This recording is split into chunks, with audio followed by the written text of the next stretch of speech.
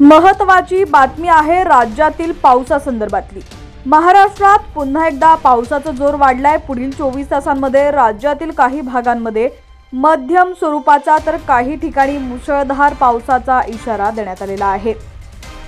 हवामान विभागाने दिलेल्या इशाऱ्यानुसार आज मुंबईत ढगाळ वातावरण राहणार असून मेघगर्जनेसह पावसाच्या सरी कोसळण्याची शक्यता आहे। कोकणातील जिल्ह्यांमध्ये तुरळक ठिकाणी विजांचा कडकडाट आणि वादळी वाऱ्यासह मध्यम स्वरूपाच्या पावसाची शक्यता आहे।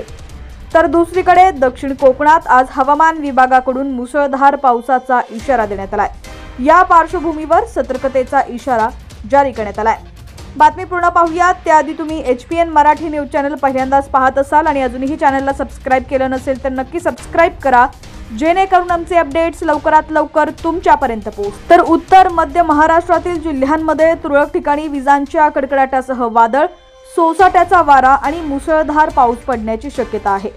विदर्भातील जिल्ह्यांमध्ये तुरळक ठिकाणी विजांच्या कडकडाटासह वादळ, सोसाट्याचा वारा आणि मध्यम पाऊस पडण्याची शक्यता आहे।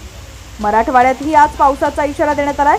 मध्यम स्वरूपाच्या पावसाची शक्यता हवामान खात्याकडून वर्तवण्यात आलेली आहे। या दरम्यान काही भागांमध्ये जरी हवामान विभागाने अलर्ट जारी केला नसला तरी त्या ठिकाणी सुद्धा पावसाचा अंदाज आहे। अशा पद्धतीने काही जिल्ह्यांमध्ये फक्त पाऊसच पडणार नसून यासोबत वादळी वाऱ्यासह विजांचा कडकडाट देखील होणार आहे। अशाच पद्धतीने महाराष्ट्रात दुहेरी संकट हे कोसळणार आहे।